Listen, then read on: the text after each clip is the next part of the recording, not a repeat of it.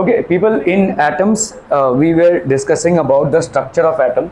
Okay, we will continue with this. So we have discussed about what is basically electrons. So electrons कैसे produce हुए थे? एक हमने discharge tube में हमने हाइड्रोजन गैस को भरा, उसको लो प्रेशर में हमने हाई वोल्टेज का करंट दिया. तो हाई वोल्टेज का जब करंट दिया तो हमको नेगेटिव इलेक्ट्रोड से, मतलब कैथोड से हमको नेगेटिव रेज मिले. These were known as cathode rays. ठीक है, और ये कैथोड रेज किससे बने हुए थे भाई साहब? इलेक्ट्रॉन से. ठीक है, सो कैथोड रेज किससे बने हुए थे भाई साहब? इलेक्ट्रॉन से. ठीक है, so now will discuss about canal raise. वैसे ही हमने देखा कि कनाल रेज भी निकलते हैं विच इज बेसिकली पॉजिटिव रेज. ठीक है, तो ये पॉजिटिव पार्टिकल से बने हुए हैं जिनको हम क्या बोलते हैं? प्रोटॉन्स. ठीक है, सो डाल्टन की जो थियरी थी कि भाई साहब atom is a solid ball of mass and is indivisible, वो धीरे धीरे खारिज हो गई.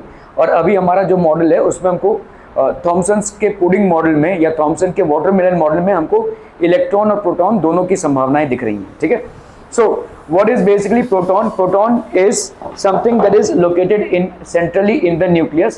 It has one unit of positive charge. The proton is actually a hydrogen atom which has lost its only electron. तो भाई साहब हाइड्रोजन एटम होता है, हाइड्रोजन एटम में एक ही इलेक्ट्रॉन होता है.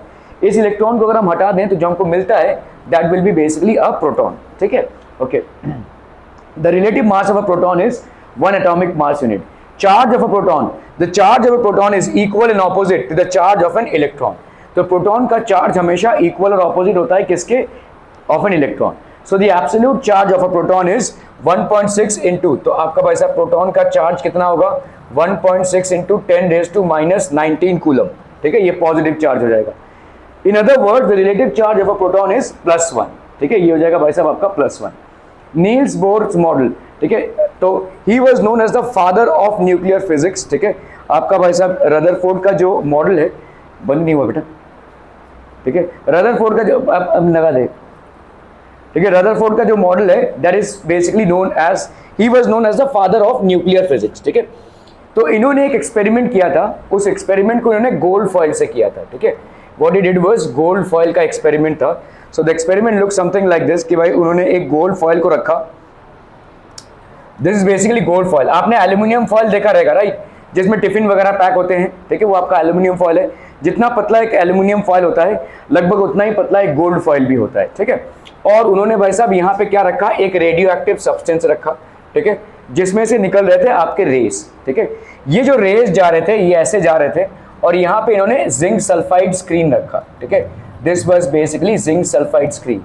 जिंक सल्फाइड स्क्रीन कैसा होता है? मतलब उसमें लाइट गिरती है ना, जैसे चमकते हैं. जैसे आपने देखा रहेगा ये जो लोग लाल जैकेट पहन के रोड का काम करते हैं, देखो देखा है आपने, लाल जैकेट में से स्ट्राइप्स होते हैं देखो.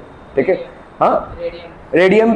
तो वो क्यों होता है? ताकि अंधेरे में भी जो गाड़ियां आ रही हैं वो उनको देख पाएं, ताकि एक्सीडेंट ना हो जाए, कोई को उड़ा ना दे. ठीक है, तो these are workers, they were those things. तो उसमें स्किंटिलेशंस प्रोड्यूस होते हैं. जब उसमें लाइट गिरती है तो एक चमक आती है जिससे पता चलता है कि वहां पे कोई है. ठीक है, सो इसी तरह से हमारा देखो गोल्ड फॉइल है. This is basically gold foil. Gold foil होता है और इसमें क्या हो रहा है? इसमें आ रहे हैं भाई साहब रेडियो एक्टिव रेज. ये रेडियो एक्टिव रेज भाई साहब यहाँ पे आ रहे हैं. ठीक है, तो हमको दिखा क्या इस एक्सपेरिमेंट में कि मैक्सिमम रेज जो है तो यहाँ पे आ गए. ऑलमोस्ट, उस घड़ी से खेलना बंद करेगा, ऑलमोस्ट 99% जो रेज हैं वो यहाँ पहुंच गए. ठीक है, 99 जो यहाँ से चले थे रेज उनका 99% लगभग यहाँ पे पहुंच गया. ठीक है, थोड़ा बहुत क्या हो गया? ऐसे चला गया, ऐसे. ठीक है, और बहुत ही कम जो है तो ऐसे गया. ठीक है, very few of them. So most of them pass straight through it without showing any kind of deviation. ज्यादा करके जितने भी रेज यहाँ से इमर्ज हुए थे, most of them pass straight without showing any kind of deviation.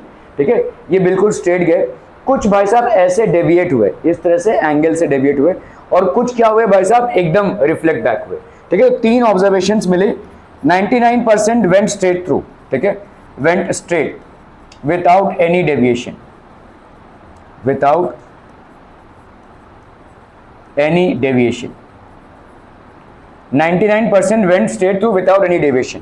ठीक है, और क्या दिखा भाई साहब आपका? बहुत small, a very small portion, बहुत ही स्मॉल पोर्शन क्या हुआ भाई साहब? A very small portion deviated by certain angle. ठीक है, बाय सर्टेन एंगल. थोड़े से एंगल से ये डेविएट हुए, और भी स्मॉल पोर्शन रिफ्लेक्ट बैक हुआ। ये थर्ड ऑब्जर्वेशन क्या था भाई साहब, इससे भी कहीं ज्यादा स्मॉल पोर्शन क्या हुआ, रिफ्लेक्ट बैक हुआ। ठीक है, तो इसका मतलब क्या हो जाएगा, देखो इसका मतलब ये होगा कि एटम कुछ इस तरह से दिखेगा आपको, देखो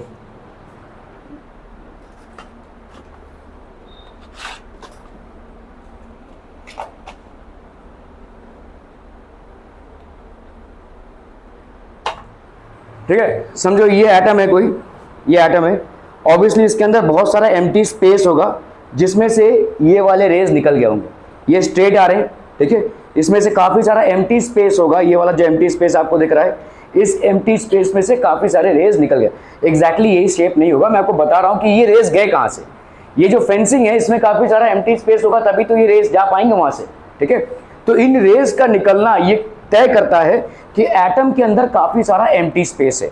ठीक है, दूसरा क्या है भाई साहब, ये जो अल्फा रेज होते हैं ये बेसिकली क्या थे, आपके अल्फा रेज थे, दीज वेर अल्फा रेज। ठीक है, अभी ये अल्फा रेज बेसिकली पॉजिटिव होते हैं इन नेचर, ये भाई साहब पॉजिटिव होते हैं। तो अगर ये ऐसे चिटक रहे हैं तो ये क्यों होगा, व्हाई विल दिस हैपन। देखो पॉजिटिव रेज किसकी तरफ अट्रैक्ट होता है, नेगेटिव की तरफ, है ना। अगर पॉजिटिव ऐसे चिटक रहा है तो जरूर बीच में पॉजिटिव होगा, है ना, बीच में पॉजिटिव होगा, इसीलिए वो चिटक रहा है, क्योंकि पॉजिटिव पॉजिटिव को रिपेल करता है, नेगेटिव नेगेटिव को रिपेल करता है, पॉजिटिव नेगेटिव को अट्रैक्ट करता है।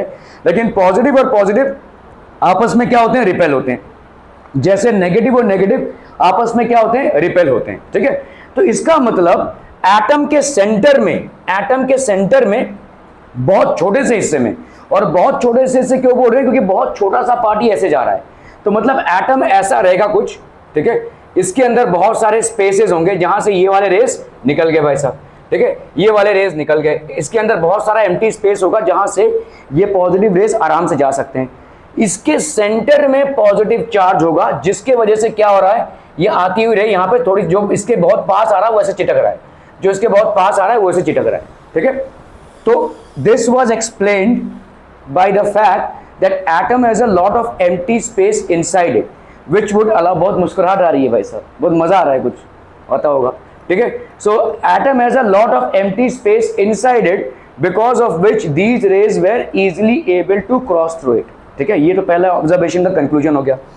दूसरा आपका क्या है भाई साहब, स्मॉल पोर्शन डेविएशन हुआ। तो स्मॉल पोर्शन ही क्यों हुआ, इसका मतलब डेविएशन कब होगा, जब पॉजिटिव बिल्कुल पॉजिटिव के सामने आ रहा हो ऐसे, या तो एकदम सामने नहीं मतलब ऐसे, तो ये पॉजिटिव क्या करेगा, इसको रिपेल करेगा, तो ये ऐसे चला जाएगा।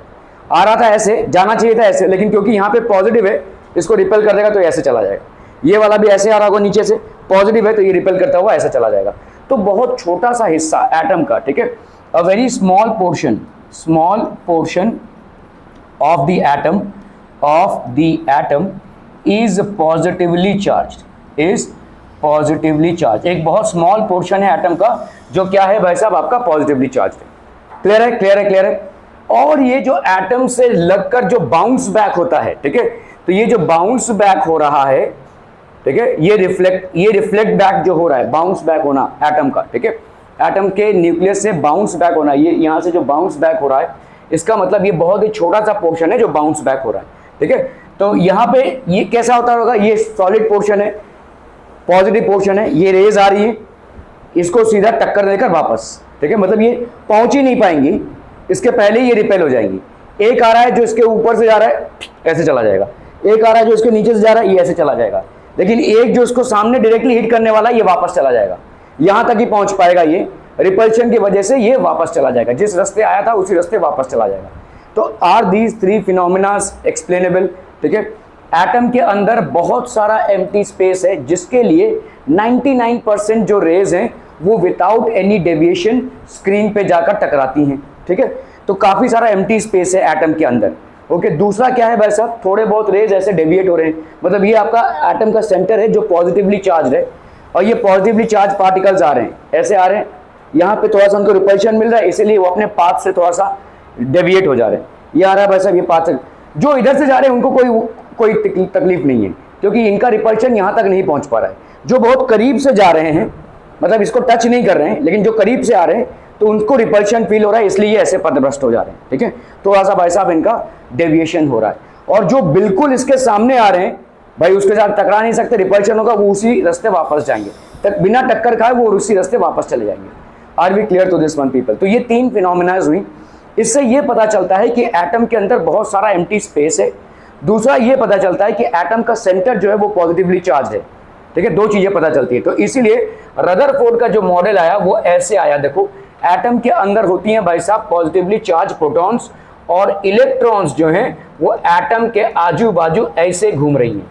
इलेक्ट्रॉन जो है वो एटम के आजू बाजू ऐसे घूम रही है। ठीक है, तो एटम का सेंटर जो है बहुत छोटा सा, कैसा छोटा सा, मतलब आप समझ लो एक बहुत बड़ा फुटबॉल फील्ड है, बहुत बड़ा फुटबॉल फील्ड।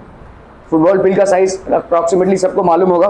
उस फुटबॉल फील्ड में भाई साहब अगर, या तो क्रिकेट फील्ड ले लो, क्रिकेट फील्ड राउंड होता है, फुटबॉल फील्ड तो स्क्वायर होता है। क्रिकेट फील्ड लेते हैं, एक क्रिकेट फील्ड अगर होगा तो उस क्रिकेट फील्ड में भाई साहब अगर पिच के सेंटर में एक छोटा सा मतलब राई का दाना अगर पड़ा रहेगा, तो जितना उस न्यूक्लियस, जितना उस राई के दाने का साइज होगा as compare to the entire cricket field, उतना ही पॉजिटिवली चार्ज न्यूक्लियस का कंपैरिजन हम कर सकते हैं पूरे एटम के साथ। एटम तो भाई साहब बहुत छोटा होता है, लेकिन उसका जो साइज है, एटम का जो साइज है, it is comparable to that. ठीक है, इतना छोटा होता है एटम के अंदर जो न्यूक्लियस होता है।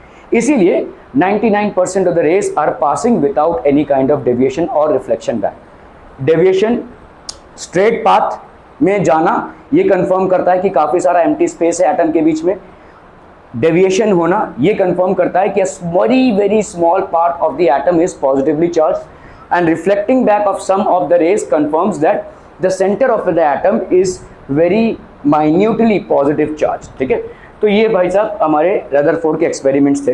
तो he was known as the father of nuclear physics. ठीक है, ज़्यादा करके देखोगे ये सारे जितने भी साइंटिस्ट हुए थे जिन्होंने बहुत बड़ा कंट्रीब्यूशन किया है आपके रेडियो एक्टिविटी में या न्यूक्लियर फिजिक्स में, ये सारा कंट्रीब्यूशन ड्यूरिंग वर्ल्ड वॉर के टाइम पे हुआ था।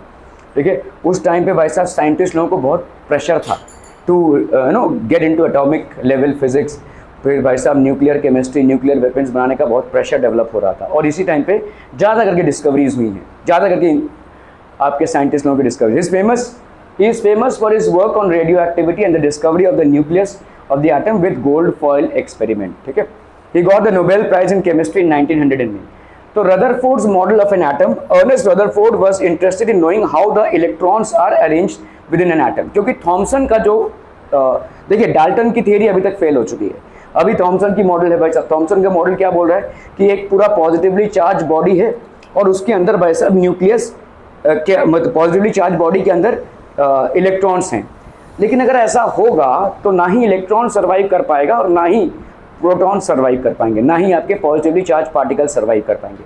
सो there has to be an arrangement. ये अरेंजमेंट कुछ ऐसा होगा कि इलेक्ट्रॉन्स और प्रोटॉन्स आपस में सेपरेटेड रहें, क्योंकि अगर वो दोनों एक साथ आ जाते हैं तो ना प्रोटॉन्स का पॉजिटिव चार्ज रह पाएगा और ना ही इलेक्ट्रॉन्स का नेगेटिव चार्ज रह पाएगा। +3 -3 करोगे तो कितना आएगा? 0। ठीक है, तो वैसे ही +2 -2 करोगे कितना आएगा? 0। तो एक इलेक्ट्रॉन और एक प्रोटॉन करोगे तो कितना आ जाएगा इफेक्टिव चार्ज? 0। लेकिन ऐसा हो नहीं रहा है, हमको चार्जेस मिल रहे हैं, तो इसका मतलब चार्जेस आर सेपरेटेड। एटम के अंदर जो चार्जेस हैं वो तो कंफर्म हो चुके हैं, अभी हैं। डाल्टन की थियरी खारिज हो चुकी है, अभी थॉमसन का मॉडल चल रहा है।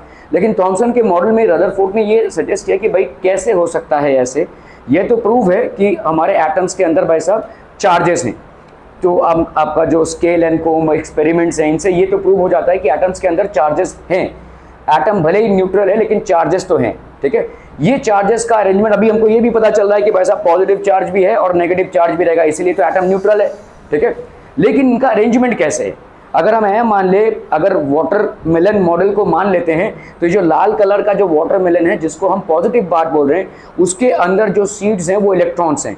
अगर ये दोनों एक साथ हैं तो neither the electrons with their negative charge will be able to survive nor the protons with their positive charge will be able to survive. Both will get मतलब नलिफाइड हो जाएंगे, दोनों भी नलिफाइड कर देंगे। ठीक है, तो इसी अरेंजमेंट को पढ़ने के लिए रदरफोर्ड ने भाई साहब ये एक्सपेरिमेंट परफॉर्म किया था with in an atom. Rutherford design an experiment for this. इसी एक्सपेरिमेंट के और भी बहुत सारे पहलू आप 11th और 12th में पढ़ेंगे, खासकर 12th में पढ़ेंगे। ठीक है, लेकिन फंडामेंटली यही एक्सपेरिमेंट है जिसको आप बेसिकली अलग अलग तरीकों से, थोड़ा बहुत मैथमेटिक्स में इसमें इन्वॉल्व होता है, that is something that you are going to study in higher classes, but fundamentals वही हैं। In this experiment fast moving alpha particles alpha particles basically होती क्या है, हीलियम होती है। हीलियम क्या होता है, 4 और ये भाई साहब 2, इससे बना हुआ है, ठीक है। तो हीलियम एक टाइप का गैस है, इसके भाई साहब 4 प्रोटॉन्स हैं, तो 2 प्रोटॉन्स हैं, 2 इलेक्ट्रॉन्स हैं और 2 न्यूट्रॉन्स हैं। हीलियम के पास क्या क्या है भाई साहब, 2 प्रोटॉन्स हैं, 2 इलेक्ट्रॉन्स हैं और 2 न्यूट्रॉन्स हैं, ठीक है। तो अभी हीलियम से हमने क्या कर दिया है, 2 इलेक्ट्रॉन्स को भगा दिया है।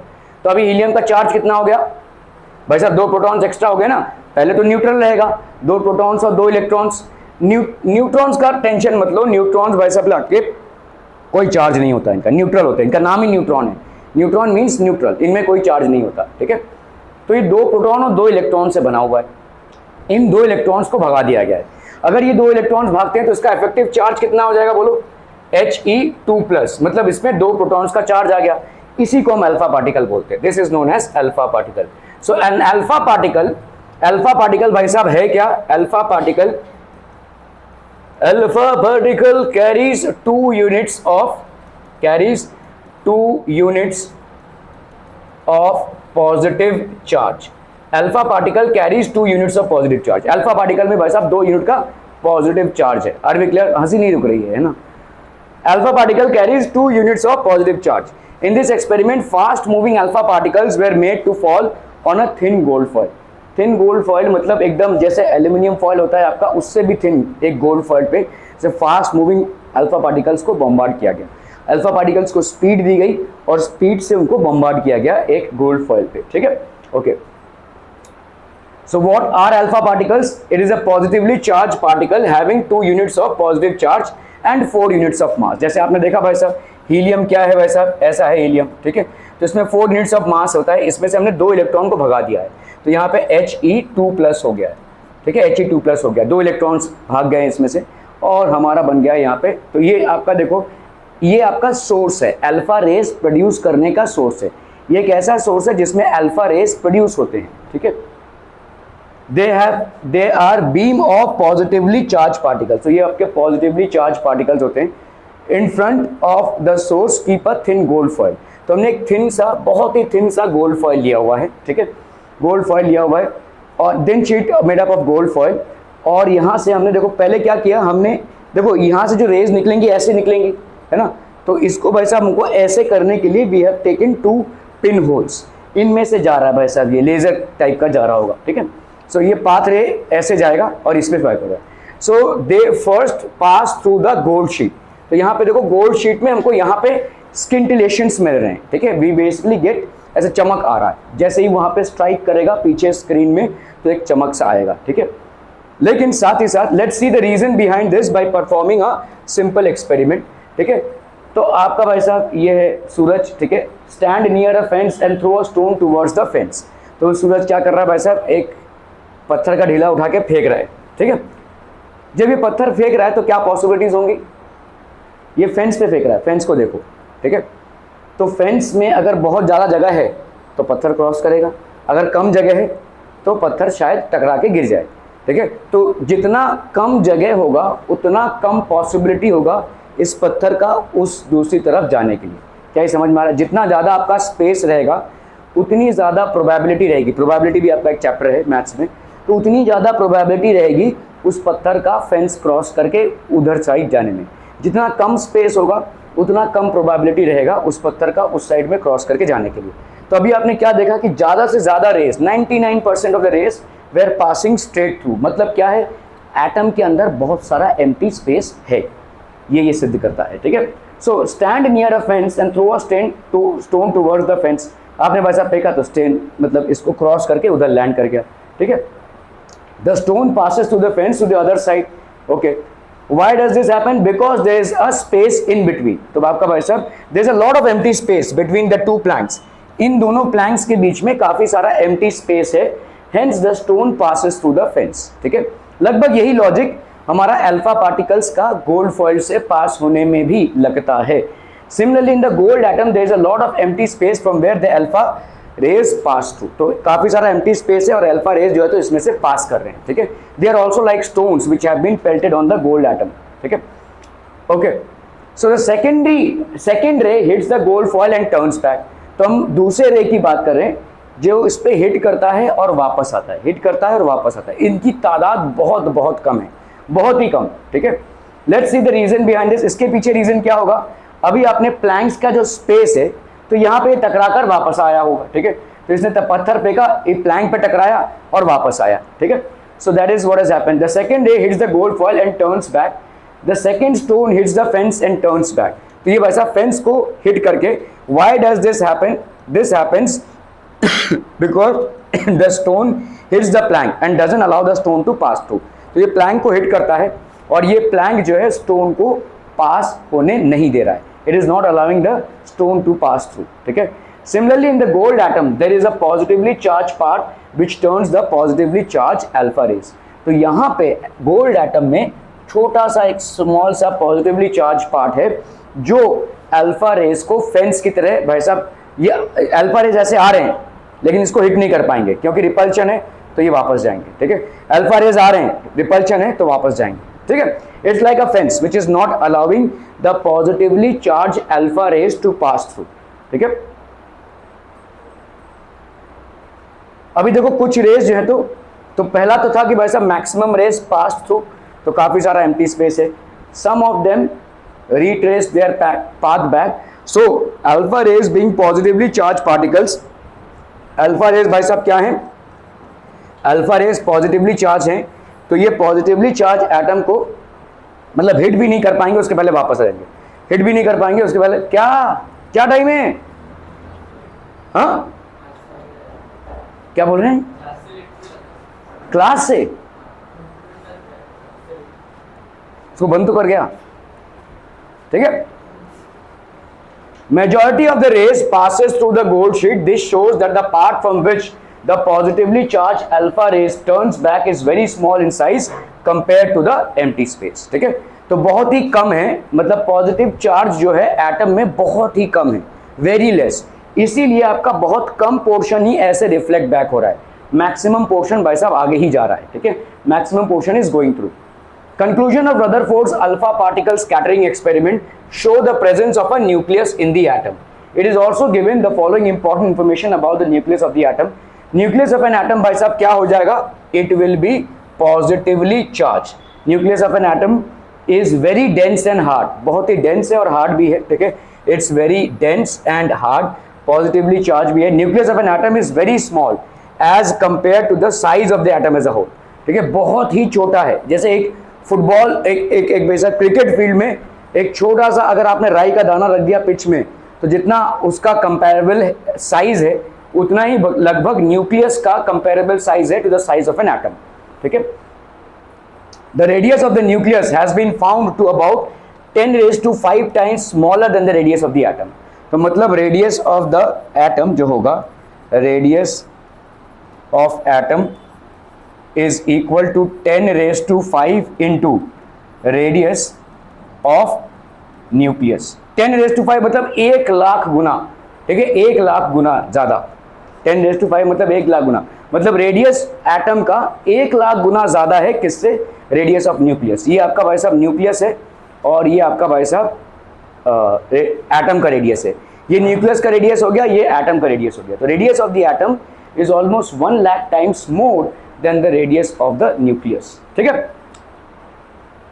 दिस इज लाइक एक बड़ा सा भाई साहब फील्ड है, ठीक है, इट इज ऑल्सो, तो इस तरह के बड़े से फील्ड में the relative size of the nucleus in atom is रफली the same as that of a pea. मटर का एक दाना रख दो भाई साहब, एक मटर का दाना रख दो ये बीच में पिच के, ठीक है, ये समझ लो क्रिकेट फील्ड है और ये आपने एक मटर का दाना रख दिया, ठीक है, as that of a pea in the middle of this large stadium. तो एक क्रिकेट स्टेडियम जितने साइज का होता है उसके बीच में एक पिच होता है, उसके बीचों बीच अगर आप एक मटर का दाना रख देंगे तो जिस तरह से मटर के दाने से आप इस बड़े फील्ड को या स्टेडियम को कंपेयर कर रहे हैं, लगभग एक एटम में उसी तरीके का कंपैरिजन उसके न्यूक्लियस और उसके पूरे एटॉमिक ऑर्बिटल में होती है, ठीक है। उसका जो पूरा ऑर्बिट होता है, ठीक है, इलेक्ट्रॉन जिस ऑर्बिट में घूम रहे हैं और उसका जो न्यूक्लियस का साइज होता है लगभग वही कंपैरिजन है, ठीक है। क्लियर है, are we clear on this one, any questions आप पीपल? नो, बहुत बढ़िया भाई साहब। तो मटर के दाने को अगर हमने रख दिया तो that is drawback of Rutherford's atomic model. अभी देखो हम बार बार पढ़ते आ रहे हैं, देखो पहले तो डाल्टन की थ्योरी क्यों खारिज हो गई, क्या था ड्रॉबैक, देखा डाल्टन की थ्योरी क्यों गलत हो सिद्ध हुई?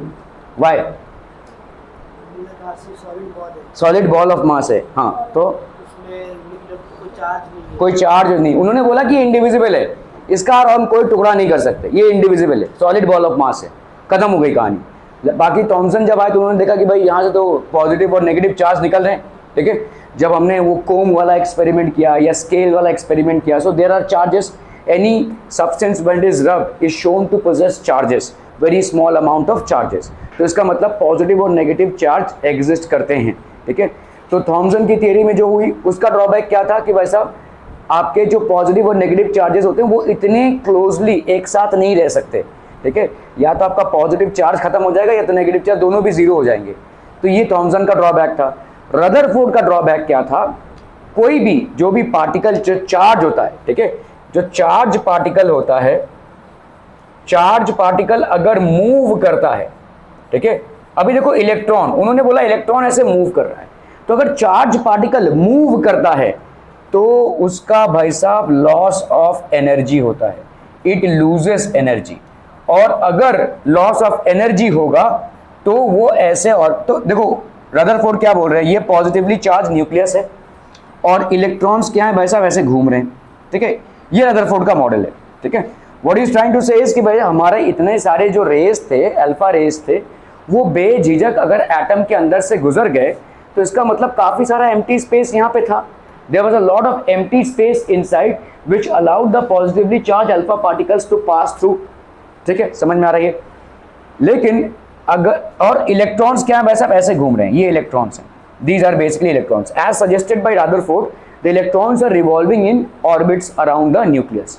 लेकिन तो मैक्सवेल भाई साहब आए, एक और साइंटिस्ट थे Maxwell. So what he said was कि अगर भाई साहब charge particles that is electrons अगर ये मूव करते हैं, चाहे वो घूमे, चाहे वो भाई साहब स्ट्रेट जाएं, चाहे कैसे भी हो, अगर कोई चार्ज पार्टिकल है और वो मूव कर रहा है, इट विल लूज एनर्जी। और अगर वो लूज करेगा एनर्जी तो क्या होगा भाई साहब, वो अपने रेडियस को मेंटेन नहीं कर पाएगा, वो ऐसे स्पाइरल वे में, देखो ये इलेक्ट्रॉन है, उसका रेडियस भाई साहब कम होता जाएगा, होता जाएगा, होता जाएगा, होता जाएगा, and finally it will fall into the positively charge nucleus. मतलब भाई साहब आपका इस तरीके का हो जाएगा, ये आपका समझ लो इलेक्ट्रॉन है, समझ लो एटम इधर है भाई साहब पॉजिटिवली चार्ज, एटम बीचों बीच है, मतलब न्यूक्लियस आपका बीचों बीच है पॉजिटिवली चार्ज, ये इलेक्ट्रॉन है, ये अपना रेडियस मेंटेन नहीं कर पाएगा, इसका जैसे ये घूमेगा इसकी एनर्जी रिलीज होगी, इसकी एनर्जी रिलीज होगी तो ये अपना रेडियस मेंटेन नहीं कर पाएगा, इसका रेडियस छोटा होते होते होते होते होते होते से स्पाइरल पाथ में ये क्या करेगा, आपके न्यूक्लियस जो पॉजिटिवली चार्ज है उस पर जाके गिरेगा। और पहले भी हमने देखा कि भाई साहब अगर पॉजिटिव और नेगेटिव चार्ज मिल जाते हैं तो खत्म बात, ना पॉजिटिव चार्ज रह पाएगा और ना ही नेगेटिव चार्ज रह पाएगा। क्या ये समझ में आ रहा है? ठीक है। तो रदरफोर्ड के मॉडल में ये एक खामी थी। Rutherford is saying that Rutherford almost 90% correct है। यहाँ पे वो बोल रहे हैं कि भाई साहब पॉजिटिवली चार्ज न्यूक्लियस है और बाकी जो इलेक्ट्रॉन्स हैं वो ऐसे ऑर्बिट्स में घूम रहे हैं, वैसे ऑर्बिट्स में घूम रहे हैं भाई साहब, ठीक है। तो इसीलिए काफ़ी सारा एम्प्टी स्पेस है। तो कैसे वो बता रहे हैं इस चीज़ को, क्योंकि उन्होंने देखा कि काफ़ी सारा जो रेज है वो ऐसे पास हो रहा है ना भाई साहब, पास इसलिए हो रहा है क्योंकि ये सारा काफ़ी एम्प्टी स्पेस है भाई साहब, ठीक है। These alpha rays which were passing through the atom without showing any kind of deviation definitely suggests that there is a lot of empty space inside the atom।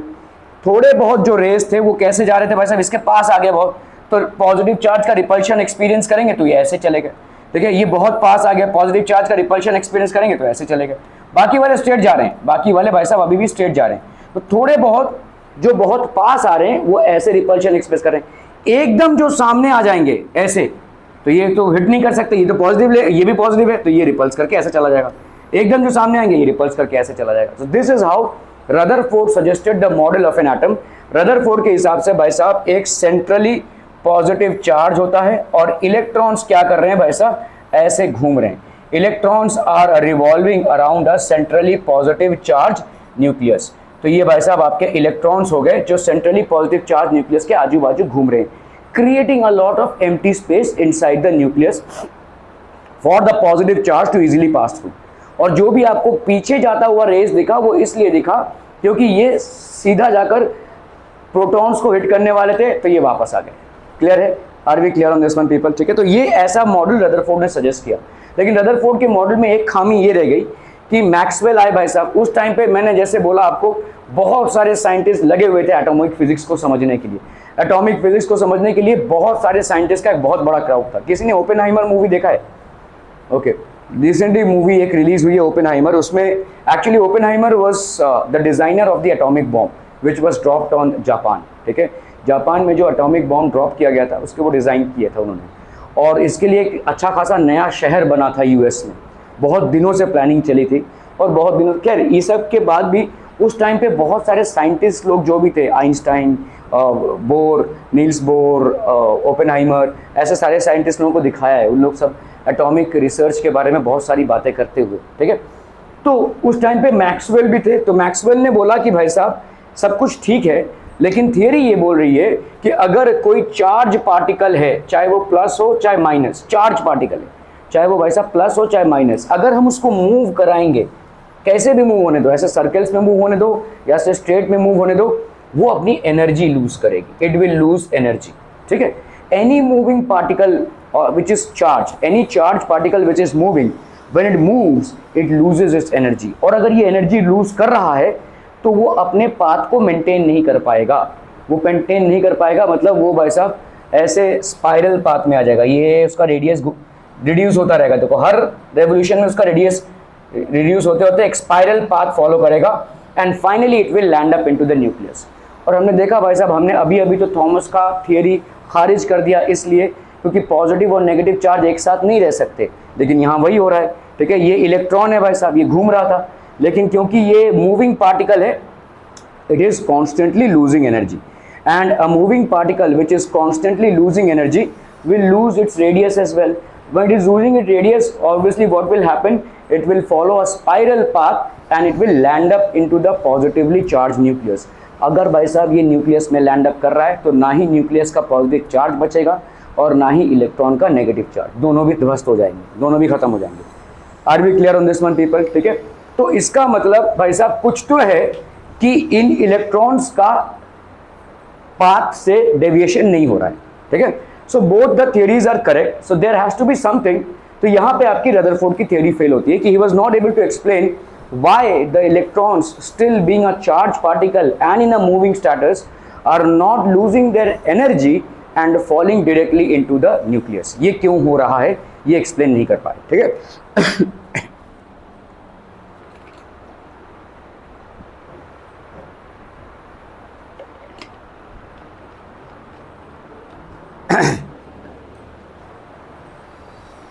Any particle in a circular orbit would undergo acceleration. कोई भी particle जो circular orbit में है उसका acceleration होगा, और acceleration होगा तो एनर्जी लूज होगी। ठीक है, कोई भी पार्टिकल को आप अगर सर्कुलर पाथ में रिवॉल्व करा रहे हैं तो उसका एक्सेलरेशन होगा, और एक्सेलरेशन होगा तो एनर्जी होगी। During acceleration charge particles would radiate energy, तो इनका भाई साहब एनर्जी रेडिएट होगा। दस the revolving electron would lose energy and finally fall into the nucleus. If this were so, the atom should be highly unstable and hence matter would not exist in the form that we know.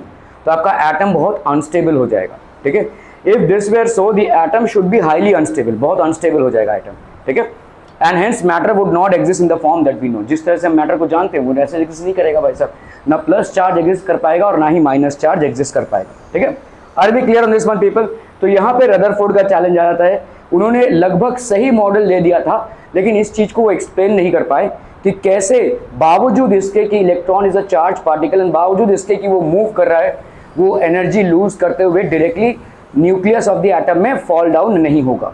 ठीक है, सो तो यहाँ पे भाई साहब आपका in order to explain the stability of the atom and overcome the objection against Rutherford's model of atom, तो इन्होंने नील्स बोर ने भाई साहब क्या सजेस्ट किया, gave a new arrangement of electrons in the atom in 1913। तो इन्होंने एक नया अरेंजमेंट दिया।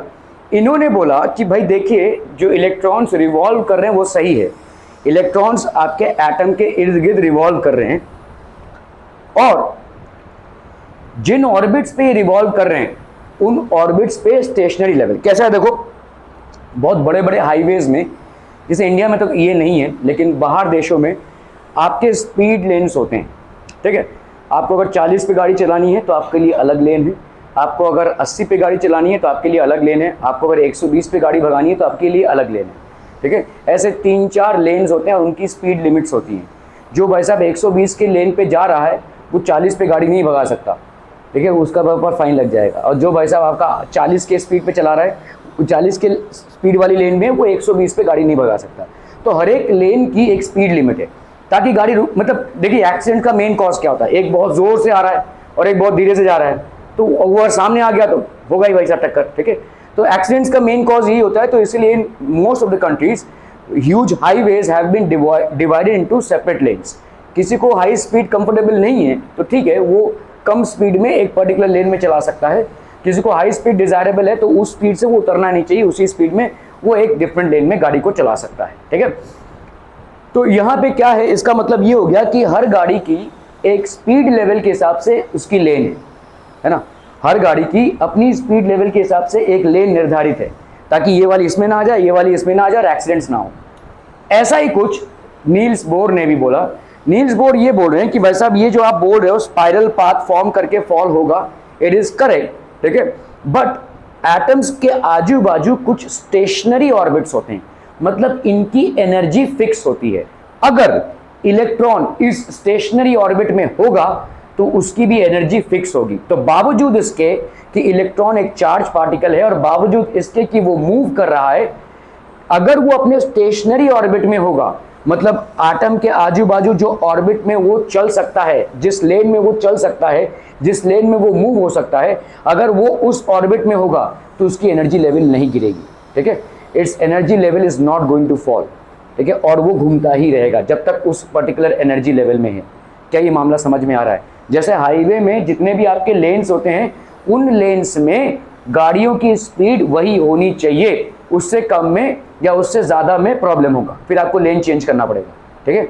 बड़े बड़े हाईवेज में यहाँ पे भी वैसा ही है कि इलेक्ट्रॉन्स जो रिवॉल्व हो रहे हैं, ठीक है, एटम के आजू बाजू रिवॉल्व हो रहे हैं, अगर वो अपने ऑर्बिट में हैं तो इनकी एनर्जी लेवल फिक्स है। मतलब जब तक यहाँ पे ये इलेक्ट्रॉन्स इस ऑर्बिट में घूमेंगे तब तक उसी स्पीड से घूमते रहेंगे, उसका स्पीड ड्रॉप नहीं होगा, उसका एनर्जी लेवल भी ड्रॉप नहीं होगा। उसका एनर्जी लेवल ड्रॉप नहीं होगा तो ऑब्वियसली उसका स्पीड ड्रॉप नहीं होगा। अगर स्पीड ड्रॉप नहीं होगा तो उसके पहले जो हमने थियरी दी कि वो स्पाइरल पाथ में भाई साहब न्यूक्लियस में जाकर गिरेगा, ऐसा नहीं होगा, ठीक है। Every electron that is revolving around an atom will revolve in a certain specified orbit called the stationery orbit. और इस स्टेशनरी ऑर्बिट की भाई साहब एनर्जी लेवल क्या है? फिक्स्ड है। इस स्टेशनरी ऑर्बिट की एनर्जी लेवल फिक्स्ड है, ठीक है। इफ द इलेक्ट्रॉन, तो इलेक्ट्रॉन जो रिवॉल्व कर रहा है वो अपने स्टेशनरी ऑर्बिट में रिवॉल्व कर रहा है और इस एनर्जी लेवल और इस स्टेशनरी ऑर्बिट में एनर्जी लेवल क्या है भाई साहब? Fixed. Are B clear to this one people? समझम बहुत बढ़िया, ठीक है। So in order to explain the stability of an atom and overcome the objection against Rutherford's model of atom, Niels Bohr gave a new arrangement of electrons in the atom in 1913. So what is he saying? What Niels Bohr is saying? Niels Bohr explained the stability of atom. He was appointed professor of physics in Copenhagen University in 1916. ठीक है, he got a Nobel Prize for his work. Again देखो वही 1900s में, ठीक है, early part of 1900s में atomic physics में सबसे ज़्यादा डेवलपमेंट और डिस्कवरीज हुई हैं, ठीक है, क्योंकि वर्ल्ड वॉर का टाइम था, ठीक है। Okay, so among the Professor Bohr's numerous writings, 3 appearing as books are The Theory of Spectra and Atomic Constitution, Atomic Theory and the Description of Nature. So these were the books that he had written. In order to overcome the objections raised against Rutherford's model of the atom, Niels Bohr put forward the following postulate about the model of an atom. So what is Niels Bohr saying? Okay, he is saying that only certain special orbits, जैसे मैंने आपको बताया एक highway में कुछ specific lens होते हैं और उन लेन्स में वही स्पीड होने चाहिए। हमारे इंडिया में ऐसा नहीं है, लेकिन इंडिया में देखो बोर्ड्स में लिखा रहता है अगर आप धीरे चला रहे हैं तो बाय रखिए, ठीक है, go be keep towards left. Left मतलब आप धीरे रखिए, बाकी गाड़ीज को ओवरटेक करने दीजिए, उनको अगर स्पीड में जाना है तो उनको ओवरटेक करने दीजिए। आप अगर इस लेन में हैं तो आप धीरे नहीं चला सकते वैसा, फिर आपको जोर ही चलाना पड़ेगा, ठीक है। Okay, so only certain special orbits known as discrete orbits of electrons are allowed inside the atom. तो एटम के अंदर कुछ ऐसे स्पेशल ऑर्बिट्स अलाउड हैं। इन स्पेशल ऑर्बिट्स की एनर्जी लेवल फिक्स्ड है, मतलब जब तक इलेक्ट्रॉन इन ऑर्बिट्स में रिवॉल्व करेगा तब तक उसकी एनर्जी ड्रॉप नहीं होगी, और एनर्जी अगर ड्रॉप नहीं होगी तो उसका रेडियस भी चेंज नहीं होगा, एटम का मॉडल बना रहेगा, ठीक है। स्पाइरल पाथ जो फॉलो हो रहा था और हम जो देख रहे थे कि भाई साहब एटम के न्यूक्लियस में इलेक्ट्रॉन जाकर गिरेगा, ऐसा कोई घटना घटेगा नहीं, ठीक है। Okay, are allowed inside the atom. तो जैसे अगर आप देखोगे यहाँ पे हम, ये पॉजिटिवली चार्ज न्यूक्लियस है आपका, इसके आजू बाजू एटम्स, ठीक है, इसके आजू बाजू एटम्स है, तो आपका एल एम एन ऐसे जाता है वैसा, ठीक है। के एल एम एन बोलते हैं हम, या तो हम इसको बोलेंगे एन इज इक्वल टू 1, ठीक है, इसको हम बोलेंगे भाई साहब एन, मतलब number of the shell is 1, number of the shell is 2, number of the shell is 3, number of the shell is 4। यहाँ पे भाई साहब के एल एम एन ऐसा रहेगा, ठीक है। Are B clear to this one people, समझ में आता? While revolving in discrete orbits, the electrons do not radiate energy. जब तक वो भाई साहब इन ऑर्बिट्स में घूमेंगे तब तक एनर्जी रेडिएट नहीं करेंगे। Till the time they are in this orbit, they are not radiating energy. Are we clear on this one people? समझ में आता है, ठीक है। These orbits or shells are represented by the letters K, L, M, N ऐसे, या 1, 2, 3, 4 ऐसे, मतलब 1 हो गया, K N is equal to 1 जब है, नंबर ऑफ द ऑर्बिट जब 1 है तो उसको हम क्या बोलते हैं, के शेल, ठीक है। नंबर ऑफ द ऑर्बिट जब 2 है तो उसको हम क्या बोलेंगे भाई साहब, L shell. Number of the orbit जब 3 है तो उसको हम क्या बोलेंगे, एम शेल, ठीक है। नंबर ऑफ द ऑर्बिट जब 4 है तो उसको हम क्या बोलेंगे, N shell. Are B clear to this one people, समझ में आ रहा है? के एल एम एन, इस तरह से हम ऑर्बिट्स को डिजाइन कर रहे हैं। There is a limit to the number of electrons which is energy level और शेल कैन होल्ड। तो हर एनर्जी लेवल में या हर शेल में एक लिमिटेड नंबर ऑफ इलेक्ट्रॉन्स को हम होल्ड कर सकते हैं, ठीक है। There is a limited number of electrons that we can hold. So the maximum number of electrons which can be accommodated in any energy level of the atom is given by 2n का square, ठीक है। तो जैसे अगर मैं बोलूं जब n की वैल्यू 1 है तो इस सेल में कितने इलेक्ट्रॉन्स हो सकते हैं, 2 इंटू n का स्क्वायर, दैट इज 2 इंटू 1 का square, that is how much, 2, ठीक है, क्लियर है। अगर भाई साहब n की वैल्यू 2 है तो यहाँ पे n इज इक्वल टू 1 मतलब l शेल हो गया, ठीक है। n की वैल्यू 2 है मतलब ये हो गया m शेल, तो ये हो गया 2n का स्क्वायर, दैट इज 2 इंटू 2 का square, that is equal to 8। अगर n की वैल्यू हो गई भाई साहब 3, के एल एम, ये हो गया भाई साहब n की वैल्यू 3 हो गई तो यहाँ पे हो गया आपका n शेल, है ना। तो 2n का स्क्वायर, दैट इज 2 इंटू 3 का स्क्वायर, 9 2 ज़ा, ये कितना हो गया भाई साहब आपका 18, ठीक है। तो हर शेल की एक कैपेसिटी है। The maximum amount of electrons that a shell can be hold in itself is known as the capacity of the shell, ठीक है। तो capacity of a shell, capacity of a shell, ये क्या हो जाएगा भाई साहब, मैक्सिमम नंबर ऑफ इलेक्ट्रॉन्स, ठीक है। Maximum number of electrons that can be adjusted in a shell is known as its capacity, ठीक है। के शेल का कितना हो जाएगा भाई साहब, 2 इंटू, भाई साहब के शेल है ये, ठीक है, this is basically the first shell, ये आपका पॉजिटिवली चार्ज न्यूक्लियस हो गया। के शेल मतलब n इज इक्वल टू 1 मतलब 2 इंटू 1 का square, that is 2। L shell का मतलब क्या हो जाएगा, 2 इंटू 2 का square, that is 8। M shell का क्या हो जाएगा, 2 इंटू 3 का square, that is 18। N shell का क्या हो जाएगा, 2 इंटू 4 का स्क्वायर, दैट इज 32, ठीक है। Okay, so composition of atoms of the first 18 elements with electron distribution in first cell, ठीक है। तो पहला आता है आपका हाइड्रोजन, सबसे गरीब एटम है भाई साहब, इसके पास एक ही इलेक्ट्रॉन है, तो एक ही इलेक्ट्रॉन है तो इसका एटॉमिक नंबर क्या हो जाएगा। Atomic number basically, atomic number 3 चीजें हैं, देखो, एक होता है आपका एटॉमिक नंबर। एटॉमिक नंबर मतलब atomic number is equal to number of protons, number of protons मतलब आपका positively charge particle, this will be equal to number of electrons मतलब आपका नेगेटिवली चार्ज पार्टिकल्स, और number of neutrons, number of neutrons, ठीक है, ये तो neutral हैं आपके, ठीक है। ये एटॉमिक नंबर मतलब ये हो जाएगा दिस और दिस, ठीक है। अगर कोई चीज का मैं एटॉमिक नंबर आपको दे रहा हूं तो मैं आपको बता रहा हूं कि उस एलिमेंट में कितने नंबर ऑफ प्रोटॉन्स हैं या कितने नंबर ऑफ इलेक्ट्रॉन्स हैं, ठीक है।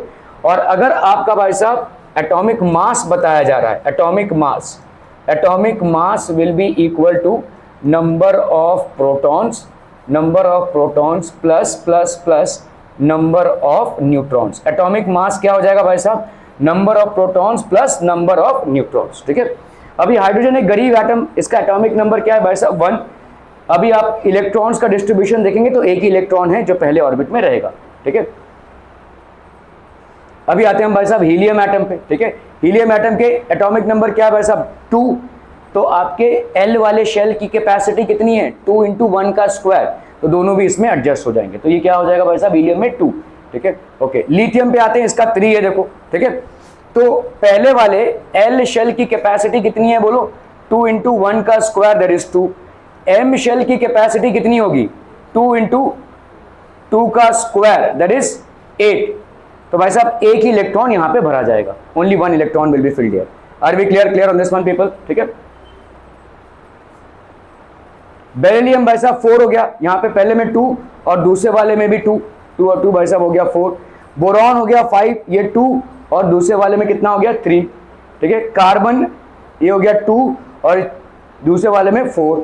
नाइट्रोजन 2 और दूसरे वाले में 5, ठीक है। ऑक्सीजन 8, मतलब पहले वाले में 2 और दूसरे वाले में कितना 6, क्योंकि दूसरे वाले की कैपेसिटी कितनी है 8 तो कम से कम आप भर ही सकते हैं, तो आराम से भाई साहब 6 तक तो हम जा ही सकते हैं, 7 8 तक भी जा सकते हैं। Are we clear on this atomic number और डिस्ट्रीब्यूशन ऑफ इलेक्ट्रॉन्स। इसको हम क्या बोलते हैं, डिस्ट्रीब्यूशन ऑफ इलेक्ट्रॉन्स को हम दूसरे नाम से क्या बोलते हैं, electronic configuration. This is also known as electronic configuration, ठीक है। ये हो गया भाई साहब 1। हीलियम क्या हो गया भाई साहब 2। लिथियम क्या हो जाएगा 2 & 1। बेरिलियम क्या हो जाएगा भाई साहब 2 & 2। बोरॉन क्या हो जाएगा 2 & 3। कार्बन क्या हो जाएगा 2 & 4। नाइट्रोजन क्या हो जाएगा 2 & 5। ऑक्सीजन क्या हो जाएगा 2 & 6। Are we clear to this one people, समझम। ओके ओके ओके, चलिए अभी हम आते हैं भाई साहब फ्लोरीन पे। फ्लोरीन पे क्या हो जाएगा F = 9 और ये हो गया 2 & 7, है ना। पहले वाले में आपके 2 इलेक्ट्रॉन्स और दूसरे वाले में 1 2 3 4 5 6 7 इलेक्ट्रॉन्स। क्यों, क्योंकि दूसरे वाले शेल की कैपेसिटी कितनी है 2 × 2 का स्क्वायर दैट इज 8, ठीक है। ओके, अभी आते हैं हम नियॉन पे। नियॉन को हम एक इनर्ट गैस भी बोलते हैं, ठीक है। Why do we call this as an inert gas. जैसे यहाँ पे हीलियम था देखो, ठीक है, यहाँ पे जो हीलियम था इसको भी हम एक इनर्ट गैस बोलेंगे।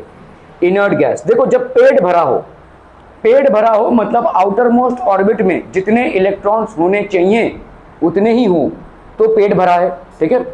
हीलियम का कितने नंबर ऑफ इलेक्ट्रॉन्स दिख रहे हैं आपको 2, और हीलियम के फर्स्ट ऑर्बिट में ये 2 इलेक्ट्रॉन्स एडजस्ट हो रहे हैं।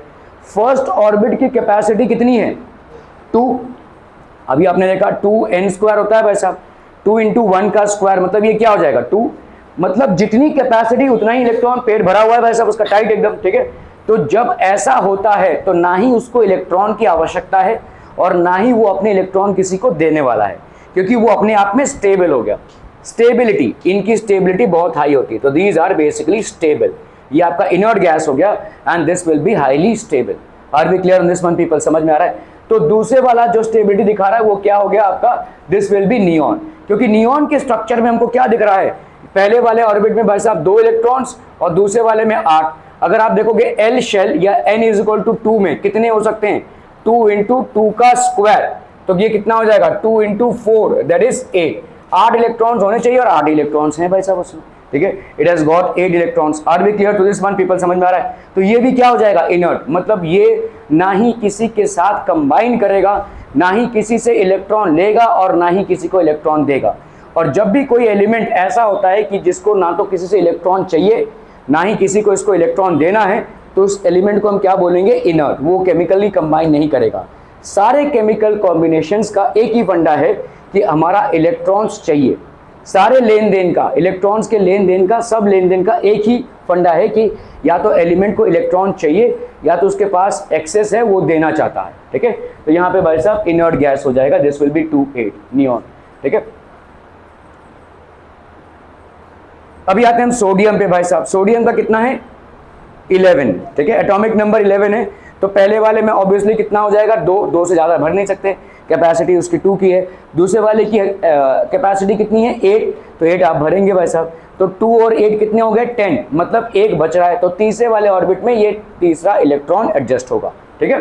तीसरे वाले ऑर्बिट में ये तीसरा इलेक्ट्रॉन एडजस्ट होगा। देखो सोडियम में ये येलो कलर का है आपका न्यूक्लियस, पहले वाले ऑर्बिट में 2, दूसरे वाले ऑर्बिट में 8 और तीसरे वाले ऑर्बिट में 1 इलेक्ट्रॉन एडजस्ट हो रहा है, 2, 8 and 1। ओके, मैग्नीशियम भाई साहब इसके 12 इलेक्ट्रॉन्स हैं, तो इसका इलेक्ट्रॉनिक कॉन्फ़िगरेशन क्या हो जाएगा, पहले वाले ऑर्बिट में 2, दूसरे वाले ऑर्बिट में 8 और तीसरे वाले ऑर्बिट में 2। ठीक है, क्या ये इनर्ट गैस है? नहीं, क्यों? इनर्ट गैस कैसे होगा? इनर्ट गैस नहीं हो सकता ना भाई साहब।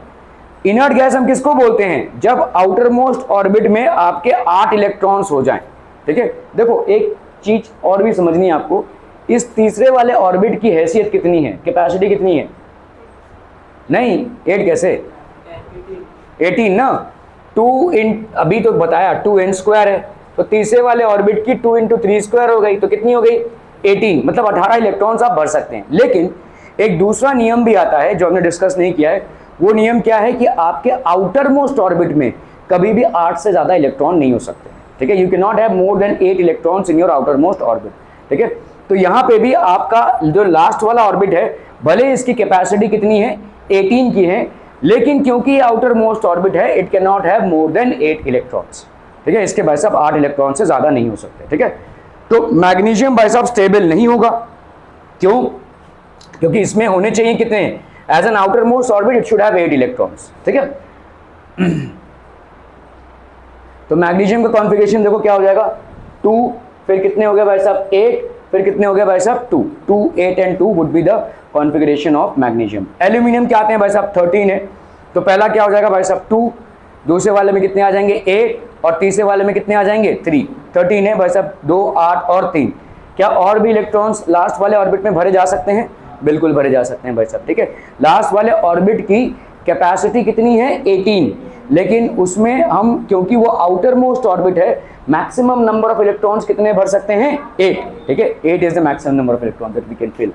ओके, सिलिकॉन पे आते हैं, देखो 14 हो गया, तो मतलब 2 पहले वाले में, 8 सेकेंड वाले में और 4 लास्ट वाले में। ठीक है, देन वी हैव फास्फोरस, तो इसका कितना हो जाएगा भाई साहब 2 पहले वाले में, सेकेंड वाले में 8 एंड लास्ट वाले में 5।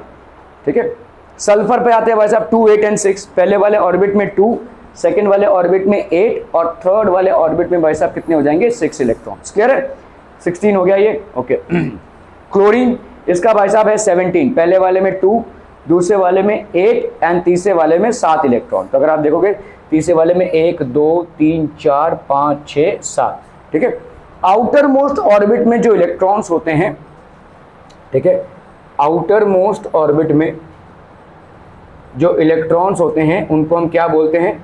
इलेक्ट्रॉन्स जो होते हैं outer most orbit electrons, these are also known as valency electrons. इनको हम क्या नाम देते हैं? Valency electrons.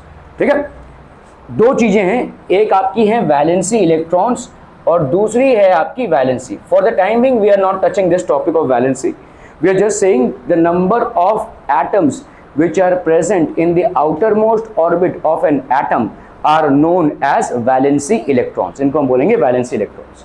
ओके, इसके बाद आते हैं भाई साहब आर्गॉन में। आर्गॉन का इलेक्ट्रॉनिक कॉन्फ़िगरेशन क्या है भाई साहब? एटॉमिक नंबर कितना है 18, इलेक्ट्रॉनिक कॉन्फ़िगरेशन कितना हो जाएगा 2, 8 एंड 8, 2, 8 एंड 8। ठीक है, 2 हो गया ये, 8 हो गया ये, और ये भाई साहब कितना हो गया 8, 2, 8 एंड 8।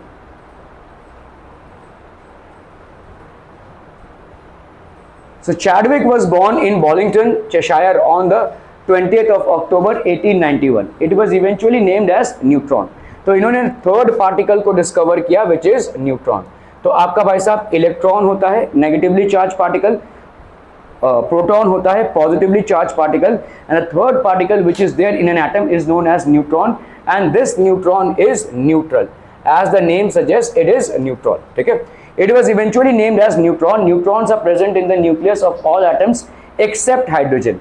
ये वाला क्वेश्चन आपसे पूछा जा सकता है कि कोई ऐसे एलिमेंट का नाम बताओ जिसमें न्यूट्रॉन नहीं होता है, तो सिर्फ इकलौता एलिमेंट हाइड्रोजन ऐसा है जिसमें भाई साहब न्यूट्रॉन नहीं होता है। Only hydrogen is an element which will not have a neutron, rest all the elements have at least got one neutron.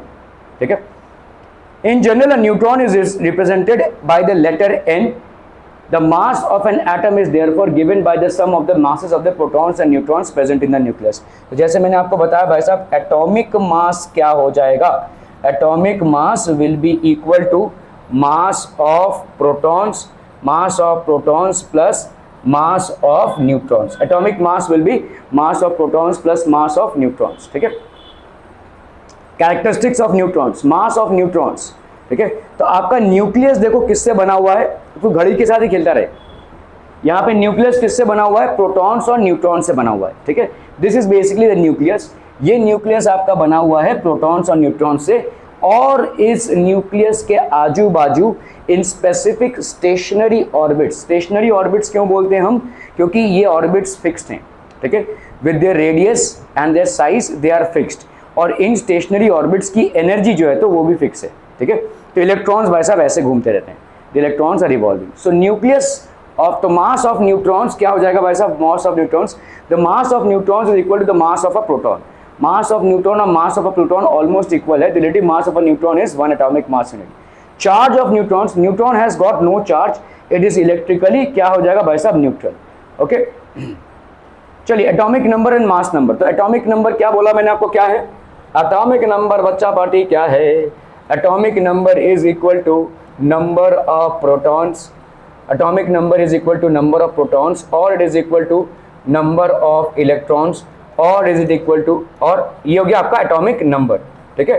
और एटॉमिक मास नंबर क्या हो जाएगा, एटॉमिक मास, एटॉमिक मास भी बोल सकते हैं या एटॉमिक मास नंबर भी बोल सकते हैं।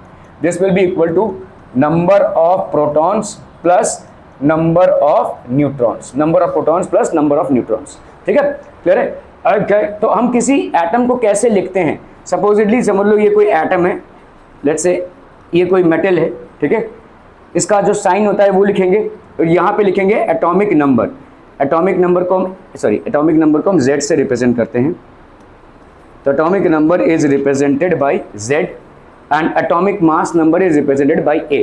I'll give you an example here, let's say we are representing sodium, तो सोडियम का सिंबल क्या है, Na, ठीक है, और इसका एटॉमिक नंबर क्या है 11, और एटॉमिक मास नंबर क्या है 23, ठीक है, ऐसा दिया रहेगा आपको, और पूछा जाएगा कि आप बताओ भाई साहब mass of number of protons कितने हो जाएंगे, तो आपका atomic number Z atomic number है, ठीक है, Z is basically what, atomic number, ठीक है, ये हो गया आपका भाई साहब एटॉमिक नंबर, कितना हो गया बोलो 11, ठीक है।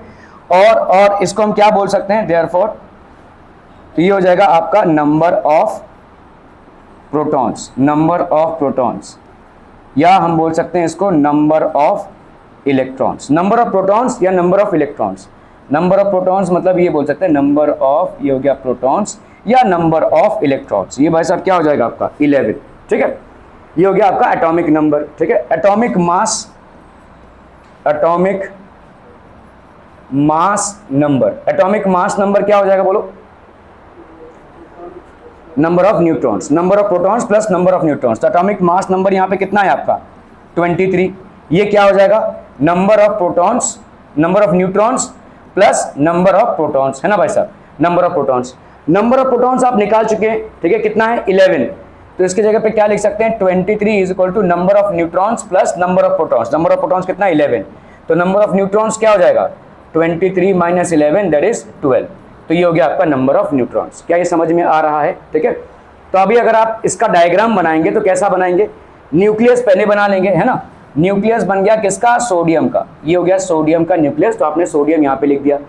कितने प्रोटॉन्स हैं इसके अंदर, नंबर ऑफ प्रोटॉन्स कितने हैं 11, और ये आपका नंबर ऑफ इलेक्ट्रॉन्स भी है, तो पहले तो 11 प्रोटॉन ठूंस दीजिए भाई साहब 11p+, ठीक है, क्लियर है। और न्यूट्रॉन्स कितने हैं अभी आपने निकाले भाई साहब, कितने हो गए 12, ठीक है, तो ये हो गया आपके 12 न्यूट्रॉन्स, 11 प्रोटॉन्स 12 न्यूट्रॉन्स। क्या ये समझ में आ रहा है।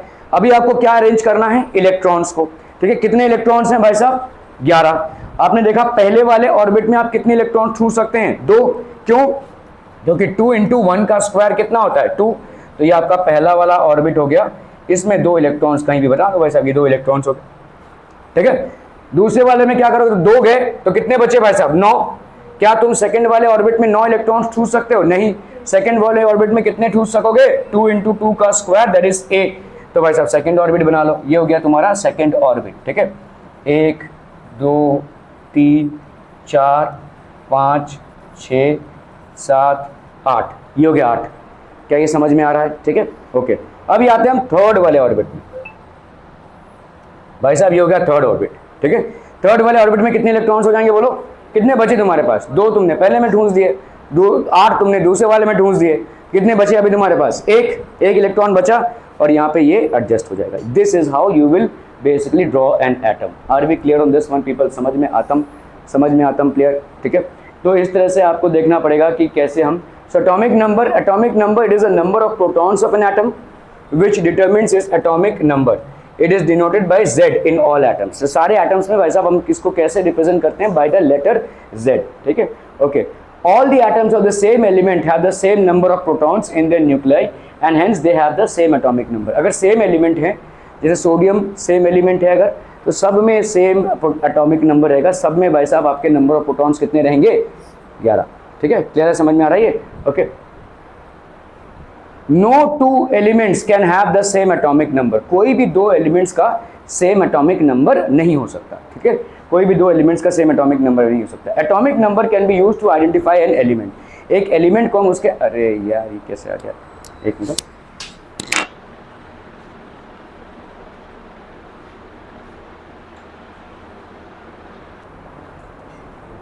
Okay, all the atoms of the same element have same number of protons in their nuclei and hence they have the same atomic number. सारे atoms जो होते हो सेम एलिमेंट के सेम नंबर ऑफ प्रोटॉन्स होगा। Sodium के सारे भी elements यहाँ पे ले लो भाई साहब, अमेरिका का सोडियम ले लो, रशिया का सोडियम ले लो, सब में आपके नंबर ऑफ प्रोटॉन्स या नंबर ऑफ इलेक्ट्रॉन्स सेम रहेंगे। एटॉमिक नंबर सबका ही सेम होगा, कहीं से भी सोडियम को अगर आप उठाओगे तो। ठीक है, no two elements can have the same atomic number. जितने भी एलिमेंट्स हमने डिस्कवर किए हैं, किन्हीं भी दो एलिमेंट्स का एटॉमिक नंबर सेम नहीं होता है। आगे चल के आप पढ़ेंगे, यहाँ पे ही पढ़ेंगे चैप्टर के लगभग एंड में, कि जो एलिमेंट्स ऐसे हैं जिनका एटॉमिक नंबर सेम होता है वो एक्चुअली भाई भाई होते हैं। ठीक है, उनको हम आइसोटोप्स बोलते हैं। They are known as isotopes. So let's not get confuse right now with isotopes. All you got to understand is that every element has a characteristic atomic number. हर एलिमेंट का एक कैरेक्टरिस्टिक एटॉमिक नंबर होता है। Sodium किसी भी कोने से तुम उठा लाओगे तो उसका एटॉमिक नंबर भाई साहब 11 ही होगा। अगर हाइड्रोजन किसी भी कोने से उठा लाओगे तो उसका एटॉमिक नंबर 1 ही होगा। ठीक है, it's not going to be anything different than these numbers. Clear है? Okay, so no two elements can have the same atomic number. Atomic number can be used to identify an element.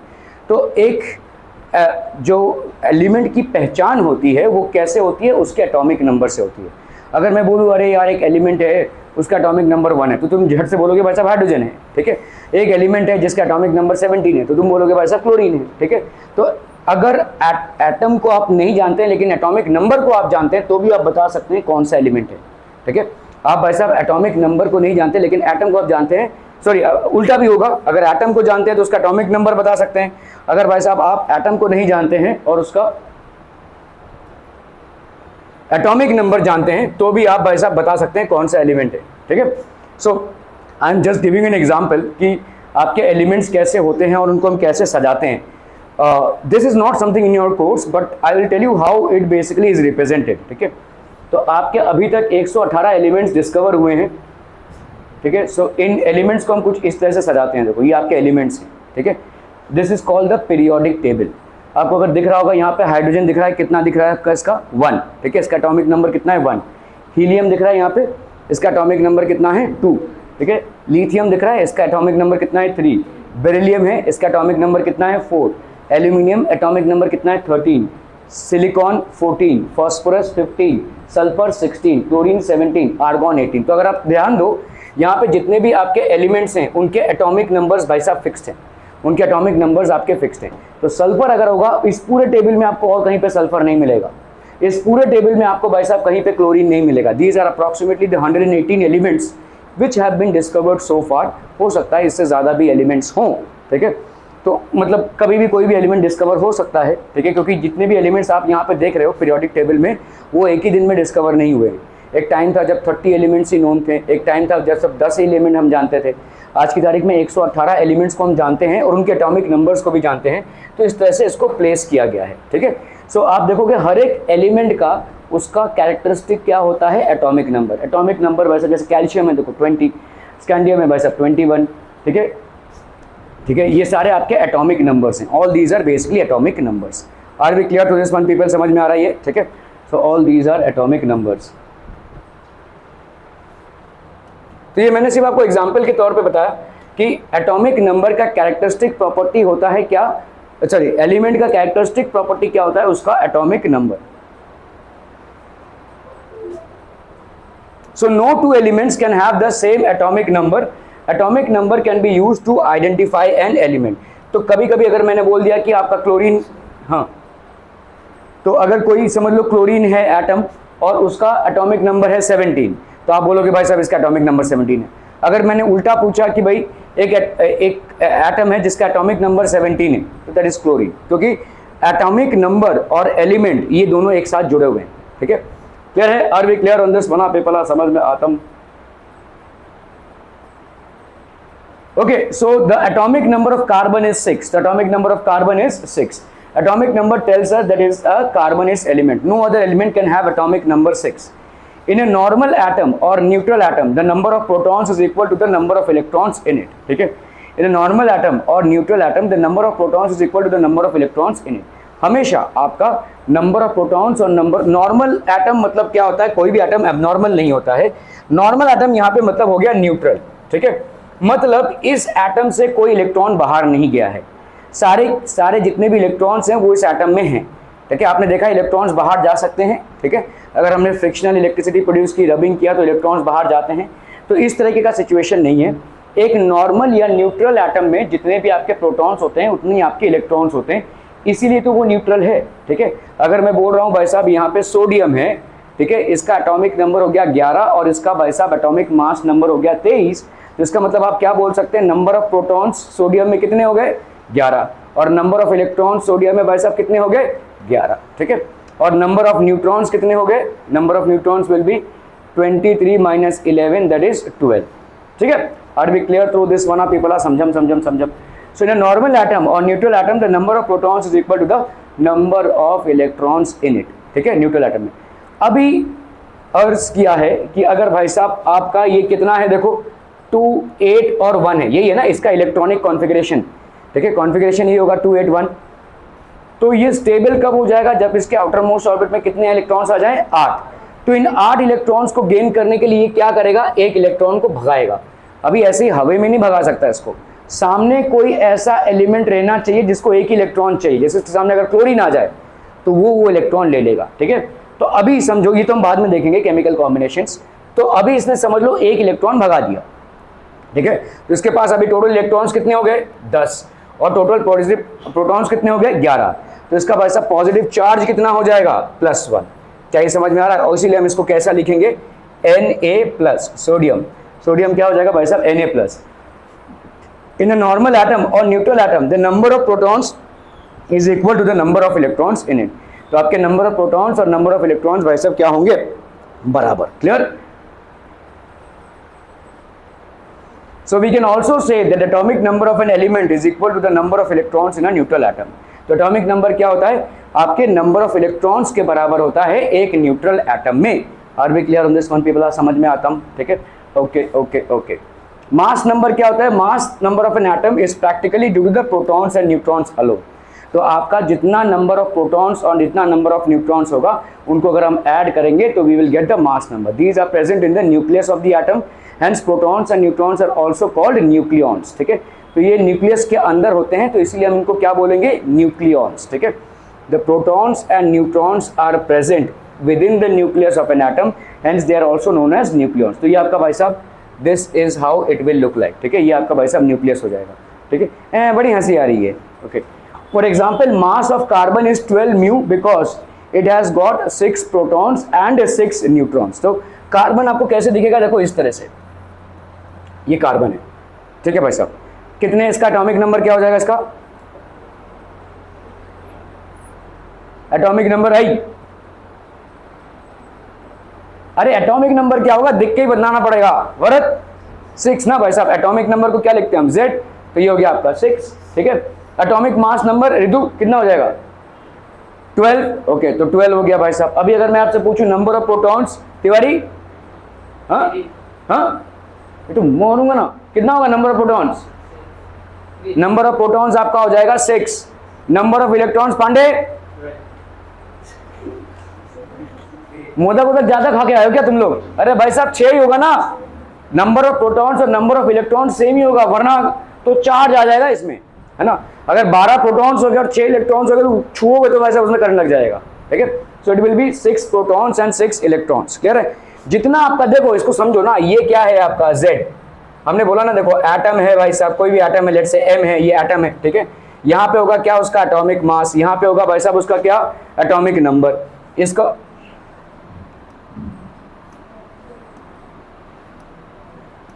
ये समझ लो एक atom है, M से हम इसको represent कर रहे हैं, ठीक है। इसकी जगह पे Na हो सकता है, Ca हो सकता है, S हो सकता है, O हो सकता है, ठीक है। यहाँ पे हम इसको लिखते हैं Z। तो बाबा रे बाबा, ये हो गया M, नीचे होगा भाई साहब आपका Z और ये होगा A, ठीक है। Z को हम क्या बोलेंगे, एटॉमिक नंबर, ठीक है। एटॉमिक नंबर मतलब हो जाएगा आपका number of protons, number of protons या और number of electrons, number of electrons, ठीक है। इसको हम क्या बोलेंगे, atomic mass number. This is known as atomic mass number, मतलब क्या हो जाएगा भाई साहब ये, ठीक है। This will be number of protons plus number of protons plus number of neutrons, ठीक है। Number of protons plus number of neutrons, clear है, क्लियर है, क्लियर है। तो आपका भाई साहब एटॉमिक मास नंबर ये हो गया आपका प्रोटॉन्स प्लस न्यूट्रॉन्स, और atomic number that is Z, it is equal to protons और इलेक्ट्रॉन्स, क्लियर है, समझ में आता है भाई साहब ये, ठीक है। तो अगर मुझे नंबर ऑफ न्यूट्रॉन्स निकालना पड़े, तो क्या करेंगे हम, A माइनस Z कर देंगे भाई साहब। देखो A माइनस अगर Z करेंगे तो P plus N minus P हो जाएगा, P कैंसिल हो गया तो आपका आ जाएगा क्या, नंबर ऑफ न्यूट्रॉन्स, ठीक है। क्लियर है, क्लियर है, क्लियर है, ओके। तो इस तरह से भाई साहब हम कैलकुलेट करते हैं यहाँ पे, ओके। तो आपके for example mass of carbon is 12, तो mass of atomic mass of carbon कितना है, 12 है, because it has got 6 protons and 6 neutrons. तो आपका 6 प्रोटॉन्स 6 हैं और न्यूट्रॉन्स कितने हैं, 6, तो एटॉमिक मास कितना हो गया भाई साहब, 12, ठीक है। ये हो गया आपका 12, क्लियर है, क्लियर है, क्लियर है। Similarly the mass of aluminium is 27, तो 13 प्रोटॉन्स एंड 14 न्यूट्रॉन्स हो गए इसका, ठीक है। 13 प्रोटॉन्स और 14 न्यूट्रॉन्स, तो आपका 27 है, देखो एल्यूमिनियम का मास 27, एल्यूमिनियम इज बेसिकली 27, ऐसा रहेगा, देखो, ठीक है, क्लियर है। एल्यूमिनियम का मास, तो आपका न्यूट्रॉन्स कितना हो जाएगा, न्यूट्रॉन्स हो जाएगा 27 माइनस 13, कितना हो गया भाई साहब, 7 से 3 गया 4, 14 न्यूट्रॉन्स हो गए इसके, ठीक है। अगर मैं पूछूं आपके प्रोटॉन्स कितने हो गए इसके, प्रोटॉन्स हो जाएंगे 13, इलेक्ट्रॉन्स कितने हो जाएंगे भाई साहब 13, ठीक है। द मास ऑफ एल्यूमिनियम कितना है, 27 है, तो 13 प्रोटॉन्स प्लस 14 न्यूट्रॉन्स। अगर मुझे एल्यूमिनियम का यहाँ पे स्ट्रक्चर बनाना पड़े तो क्या हो जाएगा भाई साहब, एल्यूमिनियम अगर आप देखोगे भाई साहब, ये एल्यूमिनियम हो गया, यहाँ पे हो गया आपका 27, ये हो गया आपका 13, ठीक है। तो नंबर ऑफ इलेक्ट्रॉन्स भाई साहब कितने हो गए, 13, नंबर ऑफ प्रोटॉन्स भाई साहब कितने हो गए, 13, नंबर ऑफ न्यूट्रॉन्स कितने हो गए, 27 माइनस 13 दैट इज 14, ठीक है। अच्छा बाहर से अगर, ठीक है। तो यहाँ पे भाई साहब नंबर ऑफ न्यूट्रॉन्स कितने हो गए, 14, और आपका भाई साहब नंबर, ऐसा म्यूजिक कौन बजाता है भाई साहब, ठीक है। तो यहाँ पे हो गया 13, ठीक है, क्लियर है। 14 हो गया और ये हो गया आपका 13, तो 14 क्या हो गया, न्यूट्रॉन्स, 14 न्यूट्रॉन्स हो गए और ये हो गए आपके 13 प्रोटॉन्स, ठीक है। भाई साहब इस पे एक सवाल आने ही वाला है आपके किसी भी एग्जाम में, ये आएगा ही आएगा। एक कोई एटम उठाकर दे देंगे, उसका इलेक्ट्रॉनिक कॉन्फ़िगरेशन आपको इस तरह से दिखाना पड़ेगा, या इलेक्ट्रॉनिक कॉन्फ़िगरेशन दे देंगे आपको भाई साहब, एटम में कितना उसका एटॉमिक मास है, कितना एटॉमिक नंबर है, ये सब देना पड़ेगा, ठीक है, ओके। अभी हम क्या करेंगे भाई साहब, क्या करेंगे, इलेक्ट्रॉन्स को सजाएंगे। इलेक्ट्रॉन्स तुम्हारे पास कितने हैं बोलो, 13, ठीक है। जो तुम्हारा एटॉमिक नंबर वही तुम्हारा नंबर ऑफ इलेक्ट्रॉन्स। अभी 13 को हम कैसे सजाएंगे, पहले ऑर्बिट में आया है भरा, ठीक है। कैसे सजाएंगे भाई साहब, पहले कितना आएगा, 2, ठीक है, सेकंड वाले में और थर्ड वाले में 3, एक कहाँ से 3 बचे ना भाई साहब, 2 और 8 10 और एक 3 बचा 13 हो जाएगा, है ना। सो ये आपका हो गया भाई साहब 2 इलेक्ट्रॉन्स का पहला ऑर्बिट, ठीक है। यहाँ पे एक इलेक्ट्रॉन ठूंस दो, यहाँ पे एक इलेक्ट्रॉन ठूंस दो। अभी इसको हम क्या शेल बोलेंगे, नजीक एल शेल, एल शेल का एन, ये क्या हो जाएगा, ये एल हो गया, या हम इसको क्या बोल सकते हैं, एन इज इक्वल टू, अच्छा हाँ यार के पहला शेल है ना, सॉरी के, ठीक है, के, और यहाँ पे एन इज इक्वल टू क्या हो जाएगा 1, n इज इक्वल टू 1 भी बोल सकते हैं या k, ठीक है। ओके चलो भाई साहब दूसरा चले। ऋतु इसमें कितने इलेक्ट्रॉन्स होंगे? 8। चलो भाई साहब गोला गोला बनाते जाओ, 1 2 3 4 5 6 7 8, ठीक है। ये 8 बन गए भाई साहब आपके। इसको हम कौन सा शेल बोलेंगे? एल शेल, या हम बोल सकते हैं n इज इक्वल टू 2। और फिर तीसरा वाला शेल आ जाएगा आपका, ठीक है। इतना गंदा डायग्राम मत बनाना, ठीक है। तो यहाँ पे कितने आ जाएंगे बोलो पिंकी? 3। चलो 3 1 2 3। इस शेल को हम क्या शेल बोलेंगे? एम के एल एम, ठीक है। और n इज इक्वल टू यहाँ पे क्या बोलेंगे भाई साहब? 3, ठीक है। क्लियर है? Are we clear on this one people? ठीक है। Okay so that is how the any question so far people. इसमें आपका सवाल बनना ही बनना है। एक सवाल इसमें से जो भी होगा इलेक्ट्रॉनिक कॉन्फ़िगरेशन पे आएगा ही आएगा। कोई सा भी बोर्ड उठा लो उसमें आएगा ही। 1 या 2 सवाल आपके मिनिमम रहेंगे, जहाँ पे आपको एटॉमिक पूरा नंबर दिया रहेगा, एटॉमिक मास नंबर दिया रहेगा, आपको बोला जाएगा इसका इलेक्ट्रॉनिक कॉन्फ़िगरेशन क्या आएगा, या draw the structure of the atom itself, ठीक है। Clear people? Okay okay okay. So this is how the nucleus would look like. This is how the nucleus would look like. ये आपका nucleus है, ठीक है। जनरली हम diagrams में इसको गोला रिप्रेजेंट करते हैं। इस न्यूक्लियस में क्या हो जाएगा? आपके प्रोटॉन्स और न्यूट्रॉन्स होंगे। एल्यूमिनियम एटम में जो 13 प्रोटॉन्स और 14 न्यूट्रॉन्स हैं, ये इस गोले के अंदर होंगे, which is basically the nucleus. Nucleus का साइज बहुत बहुत बहुत छोटा होता है as compare to the size of the atom. Its like a small pea which is present in a huge cricket stadium, ठीक है। ओके तो आपका भाई साहब यहाँ पे पहले में कितना आ गया? 2। दूसरे में अगर आप देखोगे 8, और तीसरे में कितना आ गया? 3, ठीक है। तो 3 इलेक्ट्रॉन आपके आउटर मोस्ट ऑर्बिट में हैं। जो आउटर मोस्ट ऑर्बिट में इलेक्ट्रॉन्स होते हैं उनको हम क्या बोलते हैं? The electrons which are present in the outermost orbit are known as valency electrons, ठीक है। तो ये वाला इलेक्ट्रॉन, ये वाला इलेक्ट्रॉन और ये वाला electron, these are collectively known as valency electrons, ठीक है। अगर आपसे पूछा जाए कि भाई साहब वैलेंसी इलेक्ट्रॉन्स एल्यूमिनियम के कितने हैं, तो 3 इलेक्ट्रॉन्स हैं जो वैलेंसी इलेक्ट्रॉन्स हैं। आउटर मोस्ट ऑर्बिट में आपके 3 इलेक्ट्रॉन्स। क्लियर हम पीपल? हम बहुत बढ़िया। Mass number, the mass number is defined as the sum of the total number of protons and neutrons present in the nucleus of an atom. तो जितना भी आपका प्रोटॉन्स और न्यूट्रॉन्स एक न्यूक्लियस में प्रेजेंट होता है उसको हम बोलते हैं mass number. The mass number of an element is denoted by the letter A. Capital letter A में हम इसको डिनोट करते हैं।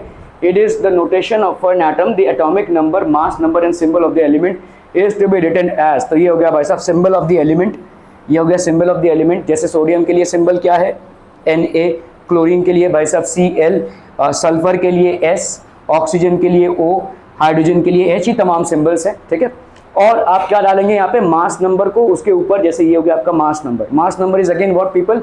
मास of protons plus mass of neutrons. और एटॉमिक नंबर क्या हो जाएगा? Mass of number of protons और नंबर ऑफ इलेक्ट्रॉन्स, ठीक है। क्लियर है? तो ये होता है आपका, देखो ये हो गया सिंबल ऑफ द एलिमेंट। तो लेट्स से एलिमेंट कोई है X बोलकर, ये हो गया इसका क्या? एटॉमिक मास।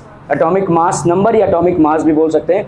ये हो गया इसका atomic number. Atomic number is number of protons और number of electrons. Atomic mass number is number of protons plus number of neutrons. Clear है? क्लियर है? क्लियर है people? Okay okay okay. For example nitrogen is written as. फटाफट बताओ मुझे nitrogen में number of protons कितने हो जाएंगे? पांडे जल्दी बता फटाफट। ये नाइट्रोजन दिया हुआ है, प्रोटॉन्स 7, ठीक है भाई साहब। तो पांडे के हिसाब से भाई साहब नंबर ऑफ प्रोटॉन 7। 8 युवराज, क्या इलेक्ट्रॉन्स? 7। ओके चलिए भाई साहब, इलेक्ट्रॉन्स कितने हो गए? 7। वरद कितना होगा नंबर ऑफ न्यूट्रॉन्स? 14। एक तो मारूंगा ना। नंबर ऑफ न्यूट्रॉन्स अभी मैंने क्या बताया? नंबर ऑफ न्यूट्रॉन्स होगा atomic number minus atomic mass number, so that will be 14 minus 7। तो ये हो गया कितना भाई साहब? 7, ठीक है। नंबर ऑफ न्यूट्रॉन्स हो जाएगा 7। एटॉमिक नंबर बताया इसका कितना होगा? Atomic number, atomic number Z, this will B 7, ठीक है। Atomic mass number this will be 14। तो एटॉमिक मास नंबर कितना हो गया? 14। एटॉमिक नंबर कितना हो गया? 7, ठीक है। नंबर ऑफ प्रोटॉन्स आपके कितने हो जाएंगे? 7। नंबर ऑफ इलेक्ट्रॉन्स कितने हो जाएंगे? 7। और आपका नंबर ऑफ न्यूट्रॉन्स कितना हो जाएगा? हमेशा atomic number, atomic mass number minus atomic number होता है, that will be 14 minus 7, that is equal to 7 वा, ठीक है। अगर मैं आपसे यहाँ पे पूछूं इलेक्ट्रॉनिक कॉन्फ़िगरेशन, सो इलेक्ट्रॉनिक कॉन्फ़िगरेशन क्या हो जाएगा? आंखें मर सो रहे थे तुम अभी तक, बहुत बढ़िया भाई साहब। आई नजीक ट्राई कर। 2,7 नहीं, कितने हैं टोटल इलेक्ट्रॉन्स तेरे पास? 7 ना, तो 2 7 क्यों होगा? 2 और 7 करेगा तो कितना आएगा? 9 ना। तेरे पास टोटल कितने हैं? 7। तो पहले वाले में 2 आ गए, दूसरे वाले में कितने आएंगे? 5 ना, ठीक है। So it will be 2 and 5। Are we clear on this one people? So electronic configuration इसका कैसा हो जाएगा? तो अगर मैं इस एटम को ड्रॉ करूं तो ये कुछ इस तरह से दिखेगा। देखो ये हो गया नाइट्रोजन, ये बन गया नाइट्रोजन का न्यूक्लियस। न्यूक्लियस के अंदर क्या डाल दोगे भाई साहब? Protons, that is 7 protons. और न्यूट्रॉन्स कितने हैं भाई साहब? 7 न्यूट्रॉन्स। तो 7 प्रोटॉन्स और 7 न्यूट्रॉन्स हो गए, ठीक है। अभी पहले वाले ऑर्बिट में भाई साहब कितने आ जाएंगे? 2 इलेक्ट्रॉन्स आ जाएंगे आपके, क्योंकि आपको भरने कितने हैं? 7 इलेक्ट्रॉन्स। तो 2 इलेक्ट्रॉन्स भाई साहब पहले वाले में आ गए, ठीक है। इसके बाद दूसरे वाला में कितने आ जाएंगे भाई साहब? अरे बोलो ना, बोलो। एकम, द्वितीयम, तृतीयम, चौथम, पंचम, ठीक है। ये हो गया भाई साहब आपके 5 इलेक्ट्रॉन्स। क्लियर, ठीक है। ये फटाफट से जरा बताओ मुझे आज एब्सेंटेशन कौन कौन है।